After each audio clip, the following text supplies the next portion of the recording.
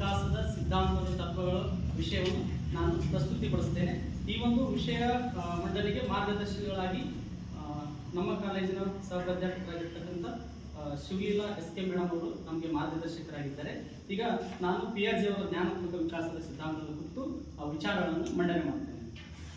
ಮೊದಲಿಗೆ ವ್ಯಕ್ತಿಯ ಭಾವನೆಗಳು ಏನಿದ್ದಾವಲ್ಲ ಅವು ಸ್ಥಿರವಾಗಿ ಇರೋದಿಲ್ಲ. ವ್ಯಕ್ತಿ ಹುಟ್ಟಿನಿಂದ ಹಿಡ್ಕೊಂಡು ಸಾಯುತ್ತನ ಸಾಕಷ್ಟು ಭಾವನೆಗಳು ಏನಿದ್ದಾವಲ್ಲ ಅದು ಹಂತ ಹಂತವಾಗಿ ಬದಲಾವಣೆ ಹೊಂದಿರ್ತವೆ. ಅಂತ ಅವಧಿಯಲ್ಲಿ ಭಾವ ಸಮಯಗಳು ಆಗಾಗ ಬದಲಾವಣೆ ಆಗ್ತಿರ್ತವೆ. ಇಂಥ ಭಾವನೆಗಳ ಯಾವ ತರ ಬದಲಾಗ್ತವ ಮತ್ತು ಆ ಬದಲಾಗುವಂತ ಸ್ಥಿತಿಯಲ್ಲಿ ನಡೆಯುವಂತ ವಿಚಾರಗಳು ಏನಿದಾವಲ್ಲ ಅದು ಯಾವ ತರ ಇರ್ತವೆ ಮತ್ತು ಅದನ್ನ ಯಾವ ತರ ನಿಯಂತ್ರಿಸಲು ಸಾಧ್ಯ ಮತ್ತು ಅವು ಬೋಧನೆಯಲ್ಲಿ ಯಾವ ತರ ಸಹಾಯವಾಗ್ತವೆ ಅನ್ನೋದ್ರ ಬಗ್ಗೆ PRG ಅವರು ಹಾಗೂ ಬಂಡೂರ್ ಅವರು ತಮ್ಮ ಸಿದ್ಧಾಂತದಲ್ಲಿ ಈ ಜ್ಞಾನಾತ್ಮಕ ವಿಕಾಸದ ಸಿದ್ಧಾಂತದಲ್ಲಿ ವಿಚಾರಗಳನ್ನ ಮಂಡನೆ ಮಾಡಿದ್ದಾರೆ. ವಿಶೇಷವಾಗಿ ಇಲ್ಲಿ ವ್ಯಕ್ತಿ ಅಥವಾ ಮಗುವಿನ ಭಾವನೆಗಳಿಗೆ ಹೆಚ್ಚಿನ ಒತ್ತನ್ನು PRG ಅವರು ಕೊಟ್ಟಿರುವುದನ್ನು ನಾವು ಗಮನಿಸ್ತೇವೆ. ಬರೀ PRG ಅವರಲ್ಲ, ಜೊತೆಗೆ ಬಂಡೂರ್ ಅವರು ಕೂಡ ಬಂಡೂರವರನ್ನು ಸೇರಿಸಿ ಮನೋವಿಜ್ಞಾನಿಗಳು ಈ ಒಂದು ಮಗುವಿನ ವಿಕಾಸದ ಕುರಿತು, ಭಾವನೆಗಳ ವಿಕಾಸದ ಕುರಿತು ಮತ್ತು ಬೆಳವಣಿಗೆಯ ಕುರಿತು ತಮ್ಮ ವಿಚಾರಗಳನ್ನ ಸಿದ್ಧಾಂತದಲ್ಲಿ ತಿಳಿಸಿದ್ದಾರೆ. ವಿಶೇಷವಾಗಿ ಜೀನ್ PRG ಅವರ ಸಿದ್ಧಾಂತ ಯಾವುದಪ್ಪ ಅಂತಂದ್ರೆ ಅವರು ಜ್ಞಾನಾತ್ಮಕ ವಿಕಾಸ ಸಿದ್ಧಾಂತ ಅಂತ. ವಿಶೇಷವಾಗಿ ಗಮನಿಸುವುದಾದ್ರೆ TET ಪರೀಕ್ಷೆಯ ದೃಷ್ಟಿಯಿಂದ ಕೂಡ ಇದು ಬಹಳ ಮಹತ್ವವಾದಂತ ವಿಷಯ.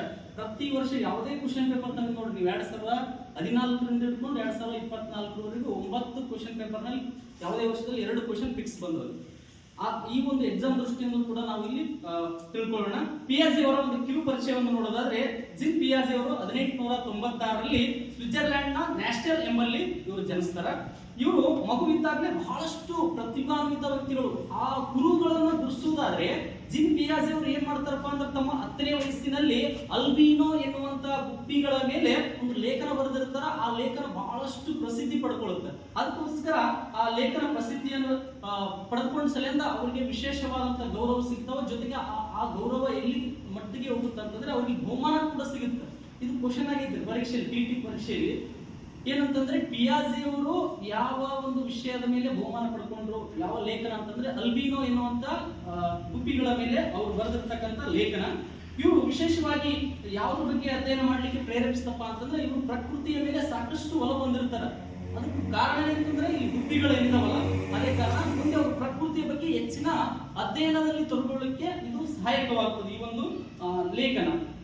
ಮುಂದೆ ಏನಾಗ್ತಂದ್ರೆ PRG ಅವರು ಜೀನ್ PRG ಅವರು ಏನ್ ಮಾಡ್ತಾರೆ ಅಂದ್ರೆ 21ನೇ ವಯಸ್ಸಿನಲ್ಲಿ ಜಿನೇವಾ ವಿಶ್ವವಿದ್ಯಾಲಯದಲ್ಲಿ ಪ್ರಾಣಿಶಾಸ್ತ್ರ ಅಧ್ಯಯನ ಮಾಡ್ತಾ ಅಲ್ಲಿ ಡಾಕ್ಟರೇಟ್ ಪದವಿ ಕೂಡ ಪಡ್ಕೊಳ್ತಾರೆ. ಅವರು ಪ್ರಾಣಿಶಾಸ್ತ್ರಜ್ಞನಾಗಿ ಉದ್ಯೋಗ ಸೇರ್ಲಿಕ್ಕೆ ಏನ್ ಮಾಡ್ತಾರಪ್ಪ ಅಂತಂದ್ರ ಒಂದ್ ಕಡೆ ಹೋಗ್ತಾರೆ, ಎಲ್ಲೆಂದ್ರೆ ವಿಯೆನ್ನಾದಲ್ಲಿ ಹೋಗ್ತಾರೆ. PhD ಅನ್ನು ಪಡ್ಕೊಂಡಿದ್ರಲ್ಲ, ವಿಶೇಷವಾಗಿ ಪ್ರಾಣಿಶಾಸ್ತ್ರದಲ್ಲಿ ಅವ್ರಿಗೆ ಬಹಳಷ್ಟು ಆಸಕ್ತಿ ಇರುತ್ತೆ. ಅದಕ್ಕೋಸ್ಕರ ಅಲ್ಲಿ PhD ಕೂಡ ಮಾಡ್ತಾರೆ.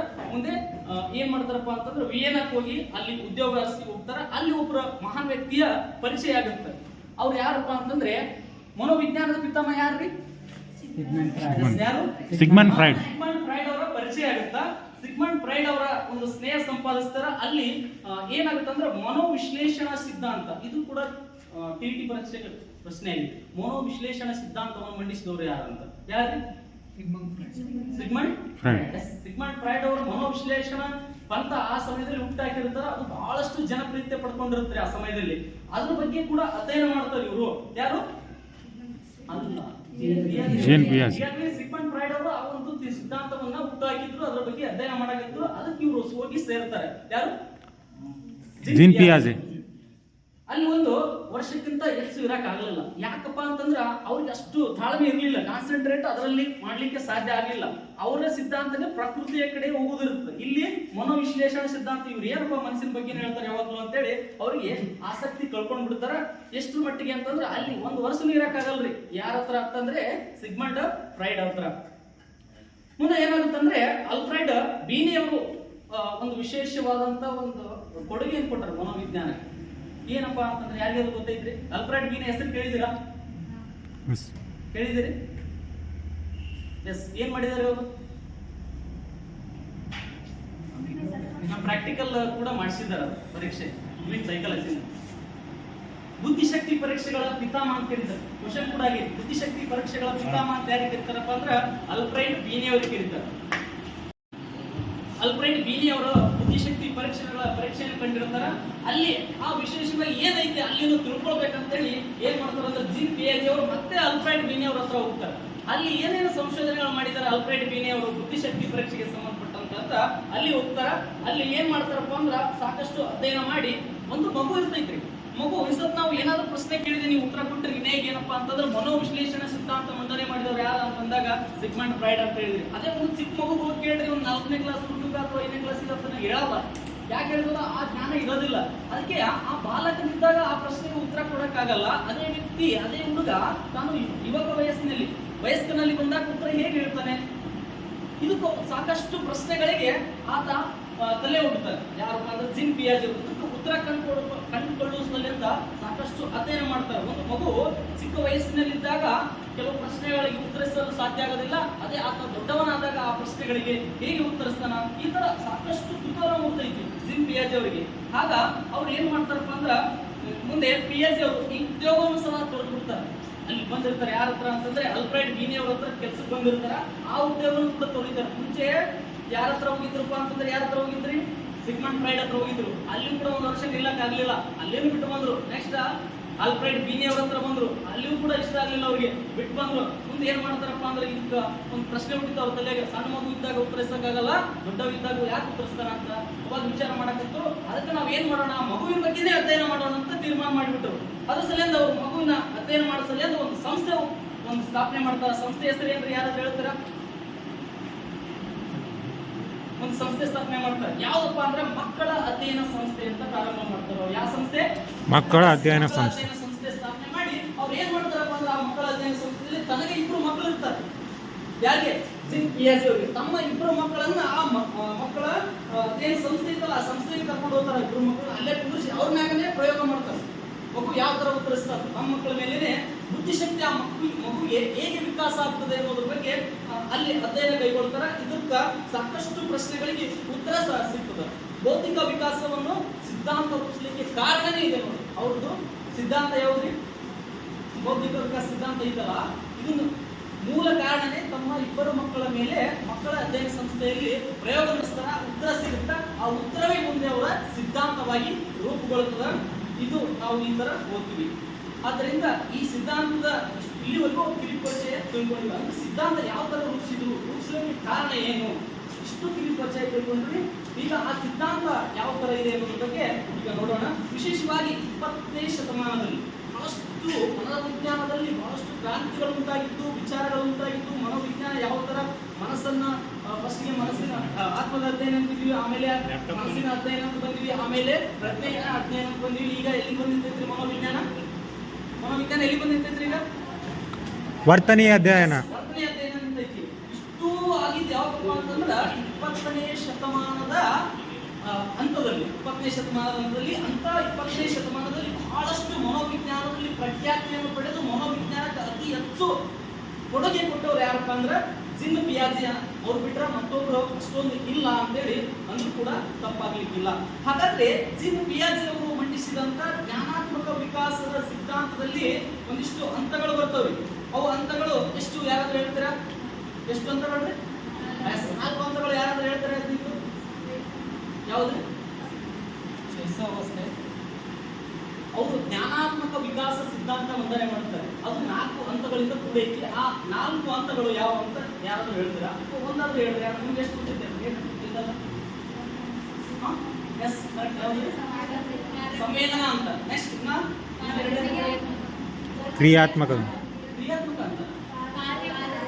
ಕಾರ್ಯಪೂರ್ವ ಅಂತ. ನೆಕ್ಸ್ಟ್ ಮೂರನೇದು ಮೂರ್ತ ಕಾರ್ಯಗಳ ಅಂತ. ಆಮೇಲೆ 4ನೇದು ಔಪಚಾರಿಕ ಅಂತ. ಈ ತರ 4 ಹಂತಗಳನ್ನು ಒಳಗೊಂಡೈತಿ. ಮೊದಲನೇದು ಏನಾಯ್ತು? ಸಂವೇದನಾ ಗತಿ ಅಂತ. 2ನೇದು ಕಾರ್ಯಪೂರ್ವ ಅಂತ. 3ನೇದು ಅಮೂರ್ತ ಅಂತ. 2ನೇದು ಕಾರ್ಯಪೂರ್ವ ಅಂತ. ಮಗು ಕಾರ್ಯ ಮಾಡುವಂತ ಮುಂಚೆ ಯಾವ ತರ ಇರುತ್ತೆ ಅಂತ ಅಲ್ಲಿ ಅಧ್ಯಯನ ಮಾಡ್ತೀವಿ. 3ನೇದು ಮೂರ್ತ ಕಾರ್ಯಗಳಂತ. ಕೊನೆಯದಾಗಿ ಔಪಚಾರಿಕ ಕಾರ್ಯಗಳಂತ. ಈ ತರ 4 ಹಂತಗಳನ್ನ ಅಧ್ಯಯನ ಮಾಡ್ತೀವಿ. ಹಾಗಾದ್ರೆ ಸಂವೇದನಾ ಗತಿ ಅಂತ ಮೊದಲನೇ ಹಂತದಲ್ಲಿ ಏನೈತಪ್ಪ ಅಂದ್ರೆ ಮಗು ಹುಟ್ಟಿನಿಂದ ಹಿಡ್ಕೊಂಡು 2 ವರ್ಷದವರೆಗೂ ಯಾವ ತರ ಬೆಳವಣಿಗೆ ಆಗುತ್ತಾ, ಆತನಲ್ಲಿ ವಿಕಾಸ ಮತ್ತು ಬೆಳವಣಿಗೆಯು ಯಾವ ತರ ಕ್ರಮಬದ್ಧವಾಗಿ ಐತಿ ಅನ್ನೋದ್ರ ಬಗ್ಗೆ ಜೀನ್ ಪಿಯಾಜೆ ಅವರು ಸಂವೇದನಾ ಗತಿ ಹಂತದಲ್ಲಿ ವಿವರಿಸಿದ್ದಾರೆ. ನೆಕ್ಸ್ಟ್ ಎರಡನೇದು ಏನಪ್ಪಾ ಅಂತಂದ್ರೆ ಕಾರ್ಯಪೂರ್ವ ಹಂತ. ಇಲ್ಲಿ ಮಗು ಕಾರ್ಯಪೂರ್ವ ಹಂತದ ಕೆಲಸ ಮಾಡುವ ಮುಂಚೆ ಯಾವ ಹಂತದಲ್ಲಿ ಕಾರ್ಯಪೂರ್ವ ಹಂತದಲ್ಲಿ ಯಾವ ತರ ಇರುತ್ತೆ ಅನ್ನೋದ್ರ ಬಗ್ಗೆ ಇಲ್ಲಿ ಅವರು ತಿಳಿಸಿಕೊಟ್ಟಿದ್ದಾರೆ. ಇದು ಎಷ್ಟು ವರ್ಷ ಅಂತಂದ್ರೆ 2 ವರ್ಷಗಳಿಂದ ಮಗು 7 ವರ್ಷಗಳ ಮಧ್ಯೆ ಇರುವಂತ ಹಂತವನ್ನ ಅವರು ಕಾರ್ಯಪೂರ್ವ ಹಂತ ಅಂತ ವಿಂಗಡಣೆ ಮಾಡಿದ್ದಾರೆ. ಇನ್ನು ಮೂರನೇದು ಮೂರ್ತ ಕಾರ್ಯಗಳ ಹಂತ. ಇಲ್ಲಿ 7 ವರ್ಷಗಳಿಂದ 11 ವರ್ಷಗಳವರೆಗೆ ಮಗುವಿನ ವಿಕಾಸದ ಬಗ್ಗೆ ತಿಳಿಸಿದ್ದಾರೆ. ಕೊನೆಯದಾಗಿ ಔಪಚಾರಿಕ ಕಾರ್ಯಗಳ ಹಂತ 11ನೇ ವಯಸ್ಸಿನ ಮೇಲ್ಪಟ್ಟು ಎಲ್ಲರೂ ಕೂಡ ಸಮಗ್ರವಾಗಿ ಇದು ಅನ್ವಯವಾಗುತ್ತೆ.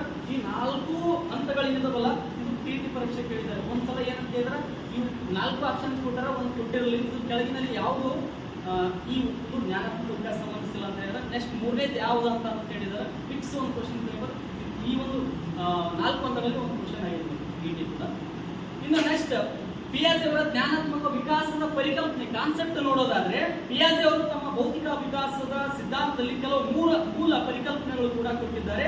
ಅವು ಅದಕ್ಕೆ ಮೂಲ ಕಾರಣ ಭೌತಿಕ ವಿಕಾಸ ಅಂತ ಅವ್ರು ಹೇಳ್ತಾರೆ. ಇಂತಹ ಕೆಲವು ಮೂಲ ಪರಿಕಲ್ಪನೆಗಳು ಅಂತಂದ್ರೆ ಸ್ಕೀಮಾ ಮತ್ತು ಹೊಂದಾಣಿಕೆ. ಅಂದ್ರೆ ವ್ಯಕ್ತಿಯ ಜ್ಞಾನಾತ್ಮಕ ಬೆಳವಣಿಗೆ ವಿಕಾಸ ಏನಾಗುತ್ತೆ ಅಂತಂದ್ರೆ 2 ಹಂತಗಳನ್ನು ಕೊಟ್ಟಿದ್ದಾರೆ ಅವರು. ಅವ್ರಿಗೆ ಏನಂತಾರೆ ಅಂದ್ರೆ ಸ್ಕೀಮಾ ಮತ್ತು ಹೊಂದಾಣಿಕೆ. ಸ್ಕೀಮಾ ಅಂತ ಯಾರಾದ್ರೂ ಕೇಳಿರ್ತೀರಿ, PUC ನಲ್ಲಿ ಎಜುಕೇಶನ್ ಸಬ್ಜೆಕ್ಟ್ ತಗೊಂಡಿದ್ರೆ ಸ್ಕೀಮಾ ಗೊತ್ತಿರುತ್ತೆ, ಹೊಂದಾಣಿಕೆ ಕೊಟ್ಟಿರಲಿಲ್ಲ PU ಎಜುಕೇಶನ್ ನಲ್ಲಿ. ಇಲ್ಲಿ ಸ್ಕೀಮಾ ಮತ್ತು ಹೊಂದಾಣಿಕೆ ಅಂದ್ರೆ ಏನು ಅಂತ ತಿಳ್ಕೊಳ್ಳೋಣ, ಉದಾಹರಣೆಗಳ ಮೂಲಕ ತಿಳ್ಕೊಳ್ಳೋಣ. ತಾಯಿಯ ಸ್ಪರ್ಶವಾದಂತ ಸಮಯದಲ್ಲಿ ಮಗು ಮುಗುಳ್ನಾಗುತ್ತೆ. ಏನ್ ಮಾಡುತ್ತೆ? ಮುಗುಳಾಗುತ್ತೆ. ಸ್ಕೀಮಾ ಅಂದ್ರೆ ಏನು? ಸ್ಕೀಮಾ ಅಂದ್ರೆ ಏನು? ಇದು ಕೂಡ ಪ್ರಶ್ನೆ ಆಗೈತ್ರಿ. ಏನಂತಂದ್ರೆ ಈಗಾಗಲೇ ಇರುವಂತ ಜ್ಞಾನವನ್ನು ಸಂಸ್ಕರಿಸಲು ವ್ಯಕ್ತಿ ಹೊಂದಿರತಕ್ಕಂತ ವಿಧಾನಕ್ಕ ನಾವು ಏನಂತ ಸ್ಕೀಮಾ ಅಂತ ಹೇಳ್ತೀವಿ. ಅಂದ್ರೆ ವ್ಯಕ್ತಿಯಲ್ಲಿ ಇರ್ತಕ್ಕಂಥ ಜ್ಞಾನ ಐತಲ್ಲ ಅದನ್ನ ಸಂಸ್ಕರಣೆ ಆಗ್ಬೇಕು. ಸಂಸ್ಕರಣೆ ಆಗ್ಬೇಕಂದ್ರೆ ಏನದು? ಫಿಲ್ಟರ್ ಆಗ್ಬೇಕು. ಅದಕ್ಕೆ ನಾವು ಸ್ಕೀಮಾ ಅಂತ ಕರಿತೀವಿ. ಸ್ಕೀಮಾ ಮುಂದೆ ಇದೇ ರೀತಿಯಾಗಿ ಮುಂದುವರಿದಿಲ್ಲ, ಅದು ನಾವು ಬದಲಾಗ್ತಾ ಹೋಗ್ತದೆ. ಪರಿಸರದ ಜೊತೆಗೆ ಅಂತರ್ಕ್ರಿಯೆಯಿಂದ ಇದು ಮಾರ್ಪಾಡಾಗುತ್ತೆ. ಅಂದ್ರೆ ಸ್ಕೀಮಾ ಒಂದೇ ಹಂತದಲ್ಲಿ ಇರೋದಿಲ್ಲ, ಅದು ಹೋಗ್ತಾ ಬದಲಾವಣೆ ಆಗುತ್ತೆ. ಕಾರಣ ಏನಪ್ಪಾ ಅಂದ್ರೆ ಪರಿಸರದಲ್ಲಿ ಇರ್ತಕ್ಕಂಥ ಅಂಶಗಳು ಆ ಸ್ಕೀಮಾದ ಬದಲಾವಣೆಗೆ ಕಾರಣ ಆಗ್ತದ ಅಂತೇಳಿ ಇಲ್ಲಿ ಈ ಬದಲಾವಣೆಯನ್ನು ವಿವರಿಸಲಿಕ್ಕೆ ಪಿಯಾಜೆ ಅವರು ಹೊಂದಾಣಿಕೆ ಎಂಬ ಪಾರಿಭಾಷಿಕ ಪದವನ್ನು ಬಳಸಿದ್ದಾರೆ. ಹೊಂದಾಣಿಕೆ 2 ಪೂರಕ ಪ್ರಕ್ರಿಯೆಗಳ ಮೂಲಕ ನಡೀತದೆ. ಅವುಗಳಂದ್ರೆ ಮನೋಗತ ಮಾಡಿಕೊಳ್ಳುವಿಕೆ ಮತ್ತು ಸ್ಥಳಾವಕಾಶ ಒದಗಿಸುತ್ತದೆ. ಇದು ಬಹಳ ಇಂಪಾರ್ಟೆಂಟ್ ಅಂತ ನೋಡಿ. ಈ ಸ್ಕೀಮಾದ ಮುಂದುವರಿದ ಭಾಗ ಯಾವುದು ಅಂತ ಪ್ರಶ್ನೆ ಆಗಿರ್ತದೆ. ಯಾವುದಂದ್ರೆ ಹೊಂದಾಣಿಕೆ. ಹಾಗಾದ್ರೆ ಹೊಂದಾಣಿಕೆ ಆಗ್ಬೇಕಾಗಿತ್ತಂದ್ರೆ ಅಲ್ಲಿ 2 ಅಂಶಗಳು ಇರ್ತವ. ಅವು ಯಾವುದ್ರ ಒಂದು ಮನೋಗತ ಮಾಡಿಕೊಳ್ಳುವಿಕೆ, ಇನ್ನೊಂದು ಸ್ಥಳಾವಕಾಶ ಒದಗಿಸುವಿಕೆ. ಇನ್ನಂದ್ರೆ ಏನು ಅಂತೇಳಿ ಮುಂದೆ ವಿವರವಾಗಿ ತಿಳ್ಕೊಳ್ಳೋಣ. ಮನೋಗತ ಮಾಡಿಕೊಳ್ಳುವಿಕೆ ಅಥವಾ ಸ್ವಾಂಗೀಕರಣ ಎಂದರೆ ಹೊಸ ಪರಿಕಲ್ಪನೆಗಳನ್ನು ಮತ್ತು ಅನುಭವಗಳನ್ನು ಪ್ರಸ್ತುತ ಅಸ್ತಿತ್ವದಲ್ಲಿರುವ ಜ್ಞಾನ ಸಂರಚನೆಯ ಯುಕ್ತ ಭಾಗದಲ್ಲಿ ಸೇರಿಸಿಕೊಳ್ಳುವ ಪ್ರಕ್ರಿಯೆ ಮತ್ತು ಅವುಗಳನ್ನು ನಂತರದ ಸನ್ನಿವೇಶಗಳಲ್ಲಿ ಬಳಸಿಕೊಳ್ಳೋದಾಗಿದೆ. ಉದಾಹರಣೆ, ಒಂದು ಮಗು ಚಮಚೆಯನ್ನು ಹಿಡಿದುಕೊಳ್ಳೋಕೆ ಕಲಿತೈತಿ. ಒಂದು ಮಗು ಏನ್ ಮಾಡುತ್ತಂದ್ರೆ ಪ್ರಥಮ ಬಾರಿಗೆ ಒಂದು ಚಮಚವನ್ನು ಹಿಡಿದುಕೊಳ್ಳಿಕ್ಕೆ ಕಲಿತೈತಿ. ಅದೇ ಮಗು ಮುಂದೆ ಏನ್ ಮಾಡುತ್ತಪ್ಪ ಅಂದ್ರೆ ಪೆನ್ಸಿಲ್ ಅನ್ನು ಹಿಡ್ಕೊಳ್ಳುತ್ತೆ. ಸಡನ್ ಫಸ್ಟಿಗೆ ಪೆನ್ಸಿಲ್ ಹಿಡ್ಕೊಳ್ಳಲ್ಲ, ಅದು ಊಟ ಮಾಡಿಸ್ತಿರ್ಕೊಳ್ಳ ತಾಯಿ. ಊಟ ಮಾಡಿಸ್ಕೊಳ್ಳುವಂತ ಸಮಯದಲ್ಲಿ ಕೈಯಲ್ಲಿ ಏನಾದ್ರೂ ಇಟ್ಕೊಳ್ಳುತ್ತೆ, ಚಮಚ ಹಿಡ್ಕೊಳ್ಳುತ್ತೆ. ಅದು ಮುಂದೆ ಆ ಚಮಚ ಹಿಡ್ಕೊಳ್ಳೋದು ಏನಪ್ಪಾ ಅಂತಂದ್ರೆ ಅದು ಸ್ಕೀಮಾಕ್ಕೆ ಉದಾಹರಣೆ. ಚಮಚ ಒಂದು ಮಗು ಹಿಡ್ಕೊಳ್ಳುತ್ತೆ ಅಂದ್ರೆ ಅದು ಸ್ಕೀಮಾ ಆಗುತ್ತೆ. ಅದೇ ಚಮಚದ ಬಿಟ್ಟು ಮುಂದೆ ಮಗು ಆ ಚಮಚದಲ್ಲಿ ಮುಂದೆ ಪೆನ್ಸಿಲ್ ಹಿಡ್ಕೊಳ್ಳುತ್ತೆ. ಅನಂತರ ಏನ್ ಹಿಡ್ಕೊಂಡ್ರೆ ಸಣ್ಣ ಪುಟ್ಟ ಪೆನ್ನು, ಕಡ್ಡಿಗಳು ಈ ತರ ಹಿಡ್ಕೊಳ್ಳುತ್ತೆ. ಅದು ಇದಕ್ಕೆ ಏನಂತ ಕರಿತೀವಿ ಅಂದ್ರೆ ಮನೋಗತ ಮಾಡಿಕೊಳ್ಳುವಿಕೆ ಅಥವಾ ಸ್ವಾಂಗೀಕರಣ.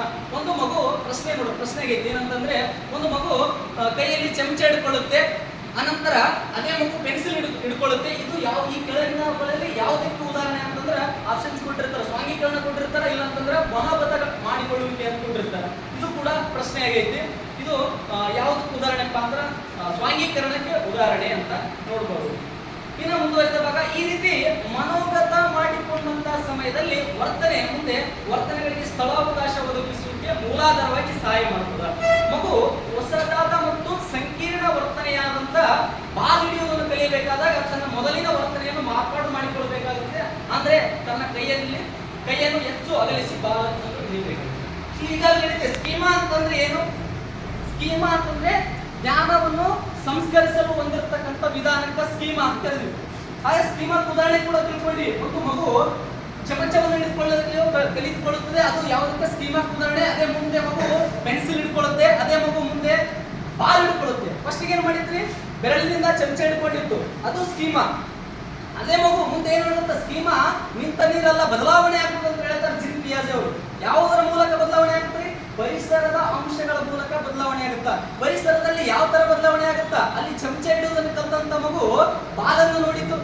ಚಮಚ ಹಿಡಿದುಕೊಂಡಂತ ಮಗು ಬಾಲನ್ನು ನೋಡಿತು. ಬಾಲನ್ನ ಹಿಡಿದುಕೊಳ್ಬೇಕಾಗಿತ್ತಂದ್ರೆ ಎರಡು ಬಳ್ಳಿನ ಹಿಡಿತದನ್ರಿ, ಏನ್ ಮಾಡುತ್ತೆ? ಎರಡು ಕೈಯನ್ನು ಚಾಚುತ್ತೆ. ಇಲ್ಲಿ ಏನು ಮಾಡುತ್ತೆ? ಸ್ವಾಂಗೀಕರಣ ಮಾಡ್ಕೊಂಡಿತ್ತು, ಮನೋಗತ ಮಾಡ್ಕೊಂಡಿತ್ತು. ಯಾವುದ್ರ ಮೂಲಕ? ಪೆನ್ ಹಿಡಿದಿತ್ತು, ಪೆನ್ಸಿಲ್ ಹಿಡಿದಿತ್ತು, ಕಡ್ಡಿ ಹಿಡಿದಿತ್ತು.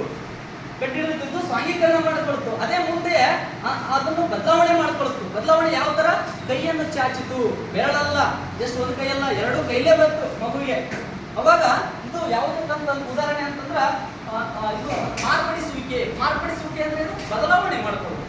ಇದು ಇದು ಅಂತ ಆಗುತ್ತೆ. ಸ್ವಾಂಗೀಕರಣ ಅಥವಾ ಸ್ಥಳಾವಕಾಶ ಒದಗಿಸುವಿಕೆ. ಸ್ಥಳಾವಕಾಶ ಸಿಕ್ತಲ್ಲಿ ಮತ್ತೆ ಇಷ್ಟೇ ಜಾಗ ಕೊಟ್ಟಿತ್ತು, ಕೈಯಲ್ಲಿ ಎರಡೇ ಬೆಳಗಿನ ಮಗು ಪೆನ್ಸಿಲ್ ಹಿಡಿದಿತ್ತು. ಮುಂದೆ ಸ್ಥಳಾವಕಾಶ ತೆಗೆದುಕೊಂಡು ಹೆಚ್ಚಿನ ಸ್ಥಳಾವಕಾಶ ಕೊಡಿತ್ತು ಬಾಲನ್ನು ಹಿಡಿದುಕೊಳ್ಳಿಕ್ಕೆ ಮಗು. ಇದು ಪಿಯಾಜೆ ಅವರ 4 ಹಂತಗಳಲ್ಲಿ ಕೂಡ ಕಂಡು ಬರ್ತದೆ. ಮಗು ಒಂದು ಹಂತದಿಂದ ಇನ್ನೊಂದು ಹಂತಕ್ಕೆ ಸಾಗಲು ಸಹಾಯ ಮಾಡುತ್ತೆ. ಯಾವ್ದ್ರಿ? ಯಾವ್ದು ಸಹಾಯ ಮಾಡುತ್ತೆ? ಯಾವ್ದು ಹೇಳಿ ಇಷ್ಟೊತ್ತ? ಸ್ಕೀಮಾ ಮತ್ತು ಹೊಂದಾಣಿಕೆ. ಈ ಹೊಂದಾಣಿಕೆಯಲ್ಲಿ ಎರಡು ಬರ್ತವೆ. ಮನೋಗತ ಮಾಡಿಕೊಳ್ಳುವಿಕೆ, ಸ್ವಾಂಗೀಕರಣ ಏನ್ ಹೇಳಿದ್ರಲ್ಲ ಇದು ಬರುತ್ತೆ. ಇನ್ನ ಮೊದಲೇ ಹಂತದ ಬಗ್ಗೆ ನೋಡೋಣ ಇಷ್ಟೊತ್ತು. ಹಾಗಾದ್ರೆ ಪಿಯಾಜೆ ಅವರ ಈ ಜ್ಞಾನಾತ್ಮಕ ವಿಕಾಸದ ಕಾನ್ಸೆಪ್ಟ್ ಪರಿಕಲ್ಪನೆ ತಿಳ್ಕೊಂಡಿವಿ. ಈಗ ಜ್ಞಾನಾತ್ಮಕ ವಿಕಾಸದ ಹಂತದಲ್ಲಿ 4 ಹಂತಗಳದಾವ ಅಂತ ಹೇಳಿದ್ರು. ಜ್ಞಾನಾತ್ಮಕ ವಿಕಾಸ ಹಂತಗಳನ್ನು 4 ಭಾಗಗಳಲ್ಲಿ ವಿಂಗಡಣೆ ಮಾಡಿದಾರೆ. ಮೊದಲನೇದು ಸಂವೇದನ ಗತಿ ಅಂತ, ಎರಡನೇದು ಕಾರ್ಯಪೂರ್ವ ಅಂತ, ಆಮೇಲೆ ಮೂರ್ತ ಕಾರ್ಯಗಳ ಅಂತ, ನಾಲ್ಕನೇದು ಔಪಚಾರಿಕ ಅಂತ. ಈ 4 ಹಂತಗಳಲ್ಲಿ ಮೊದಲನೇ ಹಂತವಾಗಿರ್ತಕ್ಕಂಥ ಸಂವೇದನಾ ಗತಿ ಅಂತ ನೋಡೋಣ. ಹಾಗಾದ್ರೆ ಸಂವೇದನಾ ಗತಿ ಅಂತ ಹುಟ್ಟಿನಿಂದ ಎಷ್ಟು ವರ್ಷದವರೆಗೆ ಇರುತ್ತೆ? 2 ವರ್ಷ. 2 ವರ್ಷದವರೆಗೂ ಇರುತ್ತೆ. ಮಗುವಿನ ಪಂಚ ಇಂದ್ರಿಯಗಳಿಂದವಲ್ಲ, ಆ ಪಂಚ ಇಂದ್ರಿಯಗಳ ಮೂಲಕ ವಸ್ತುವನ್ನು ನಾವು ಏನ್ ಮಾಡ್ತೀವಿ ಅಂತಂದ್ರೆ ಗಮನಿಸ್ತೀವಿ. ಆ ಗಮನಿಸಿದಾಗ ಆ ಜ್ಞಾನ ಪಡ್ಕೊಳ್ತೀವಲ್ಲ, ಅದಕ್ಕೆ ನಾವು ಸಂವೇದನ ಅಂತ ಕರಿತೀವಿ. ಸಂವೇದನ ಎನ್ನುವಂತ ಕಾನ್ಸೆಪ್ಟ್ ನಾವು ವಿಶೇಷವಾಗಿ ಪೂರ್ತಿ ಬೇಸಿಕ್ಲಿಂದ ಕಲಿಬೇಕಾಗಿತ್ತಂದ್ರೆ PUC ನಲ್ಲಿ ಎಜುಕೇಶನ್ ಸಬ್ಜೆಕ್ಟ್ ಐತಿ, ಅದರಲ್ಲಿ ಸಂವೇದನ ಅದನ್ನ ತಿಳ್ಕೊಳ್ಬಹುದು.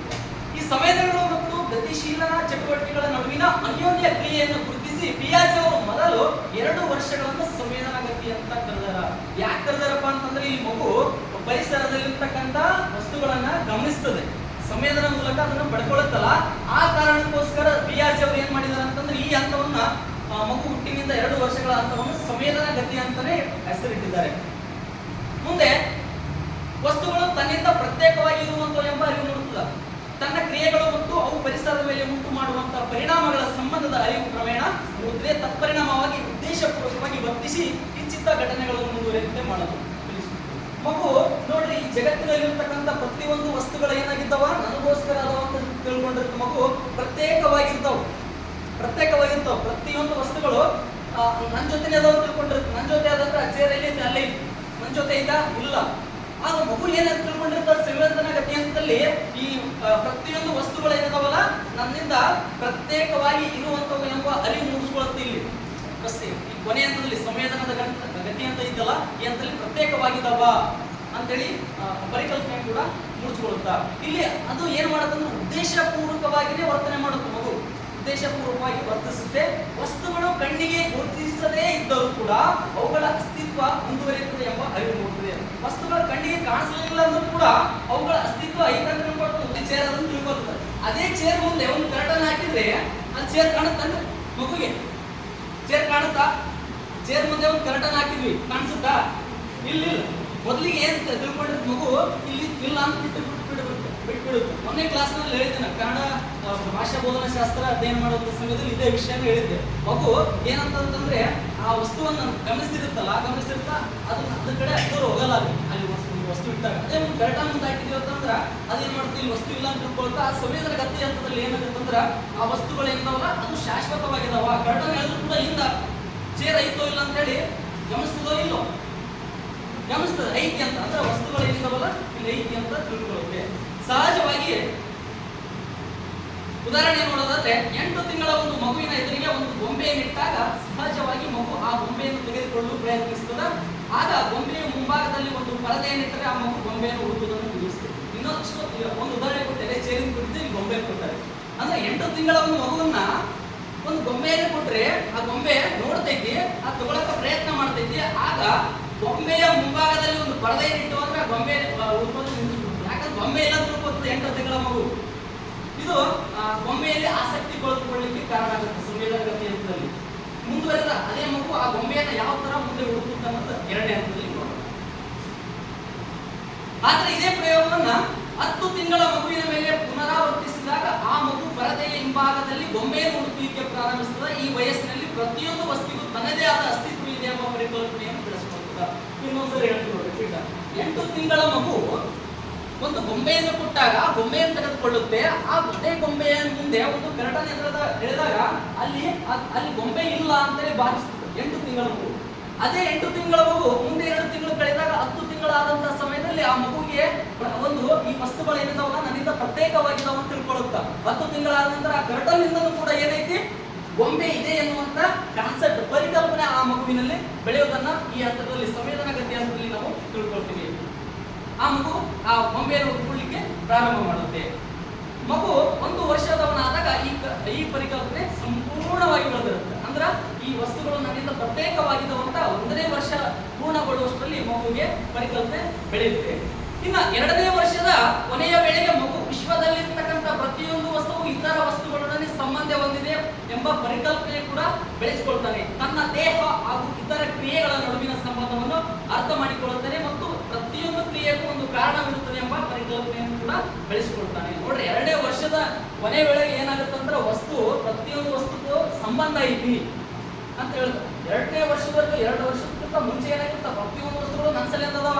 ನೋಡ್ರಿ 2 ವರ್ಷದ ಸಣ್ಣ ಹುಡುಗರು ಕೇಳ್ರಿ ಏನೋ ಈ ಗೊಂಬೆ ತೊಂಬರಿ ಜಾತ್ರೆಗೆ ಹೋಗಿ ಒಂದು ಮಗನ ಕೈ ಕೊಡ್ರಿ ಅಳ್ತದ ಕಸ್ಕೊತದ ಒಳ್ಳಿಲ್ಲ ಅಂದ್ರೆ ಏನ್ ಮಾಡ್ತದ ಖುಷಿ ಆಗ್ತದ ಅದು ನನಗೆ ಬೇಕಂತ ಹೇಳ್ತದ. ಮತ್ತೆ ಏನೋ ಒಂದು ಚಾಕ್ಲೇಟ್ ತೊಂಬರಿ ಅದು ಬೇಕಂತ ಅಳ್ತದ. ಯಾಕಂದ್ರೆ ಜಗತ್ತಿನಾಗಿರೋ ಪ್ರತಿಯೊಂದು ವಸ್ತುನು ನನ್ನ ಸಲಿಂದ ಐತಿ ನಿಮ್ಗೆ ಅಲ್ಲ ಅಂತ ಹೇಳ್ತದ.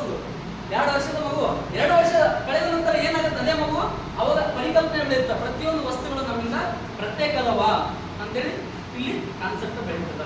ಪ್ರತಿಯೊಂದು ಕ್ರಿಯೆಗೂ ಒಂದು ಕಾರಣ ಇರ್ತದೆ ಅನ್ನುವಂತ ಒಂದು ಪರಿಕಲ್ಪನೆ ಕೂಡ ಮಗು ಇಲ್ಲಿ ಬೆಳೆಸಿಕೊಡ್ತದೆ. ಇನ್ನ 2ನೇ ಹಂತ ಯಾವ್ದಂದ್ರೆ ಕಾರ್ಯಪೂರ್ವ ಅಂತ. ಹಾಗಾದ್ರೆ ಕಾರ್ಯಪೂರ್ವ ಅಂತ ಎಷ್ಟು ವರ್ಷಗಳಿಂದ ಎಷ್ಟು ವರ್ಷದವರೆಗೆ ಇರುತ್ತದೆ? 2 ರಿಂದ 7 ವರ್ಷಗಳು. 7 ವರ್ಷ. ಎಸ್ 2 ರಿಂದ 7 ವರ್ಷದವರೆಗೆ ಇರುತ್ತೆ. ಈ ಒಂದು ಹಂತದಲ್ಲಿ ಮಗು ಭಾಷೆಯನ್ನು ಬಳಸ್ತಾನೆ.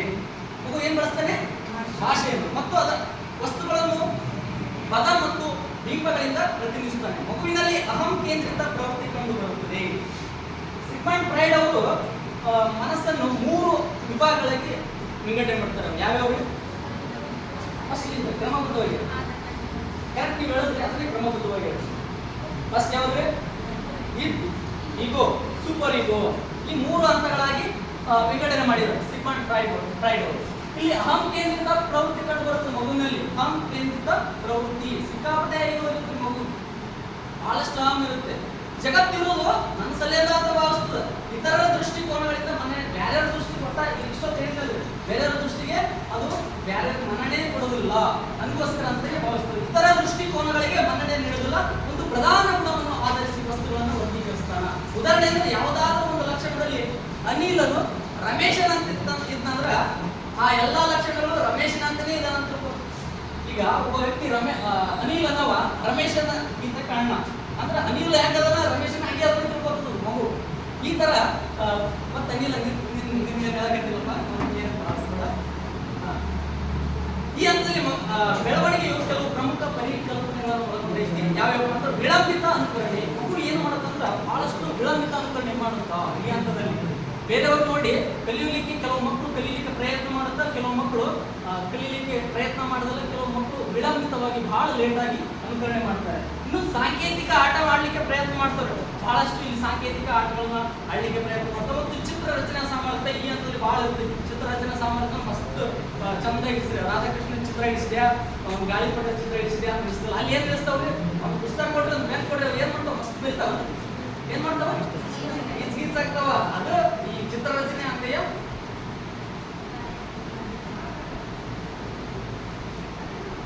ಕಂಟಿನ್ಯೂ ಮಾಡ ವಯಸ್ಸಿಗೆ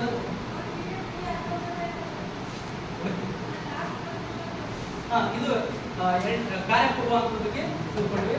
ಈ ಹಂತದಲ್ಲಿ ಮಗು ಹೇಳಿದ್ವಿ ವಿಳಂಬಿತ ಅನುಕರಣೆ, ಸಾಂಕೇತಿಕ ಆಟ, ಚಿತ್ರರಚನಾ ಸಾಮರ್ಥ್ಯ ಮತ್ತು ಸೃಜನಶೀಲಾತ್ಮಕ ಕಲ್ಪನಾತ್ಮಕ ಸಾಮರ್ಥ್ಯ ಬೆಳೆಸ್ಕೊಳ್ತಾ. ಇನ್ನು ಮೂರನೇ ಅಂತ ಅಂತಂದ್ರೆ ಮೂರ್ತ ಕಾರ್ಯಗಳಂತ ಇದು 7 ವರ್ಷದಿಂದ 11 ವರ್ಷಗಳವರೆಗೆ ಇರುತ್ತೆ. ಇಲ್ಲಿ ಏನಿರುತ್ತಂದ್ರೆ ತಾರ್ಕಿಕ ಆಲೋಚನೆ ಸಾಮರ್ಥ್ಯ ಬೆಳೆಸ್ಕೊಳ್ಳುತ್ತೆ ಮಗು. ಅಂದ್ರೆ 6 ವರ್ಷದವರೆಗೂ ತಾರ್ಕಿಕ ಆಲೋಚನೆ ಇರೋದಿಲ್ಲ ಮಗುವಿಗೆ. 7ನೇ ವರ್ಷದಿಂದ ತಾರ್ಕಿಕ ಆಲೋಚನೆ ಸಾಮರ್ಥ್ಯ ಹೆಚ್ಚಿಗಾಗುತ್ತೆ. ಈ ವಯಸ್ಸಿನಲ್ಲಿ ಸಂಖ್ಯಾ ಸ್ಥಾಯಿತ್ವ, 7ನೇ ವಯಸ್ಸಿನಲ್ಲಿ ದ್ರವ್ಯರಾಶಿ ಸ್ಥಾಯಿತ್ವ ಮತ್ತು 9ನೇ ವಯಸ್ಸಿನಲ್ಲಿ ತೂಕ ಸ್ಥಾಯಿತ್ವದ ಬಗ್ಗೆ ತಿಳ್ಕೊಳ್ಳುತ್ತೆ. ಇನ್ನು ಔಪಚಾರಿಕ ಅಂತ ಇದು 11 ವರ್ಷಗಳ ಮೇಲ್ಪಟ್ಟ ಇರ್ತದ.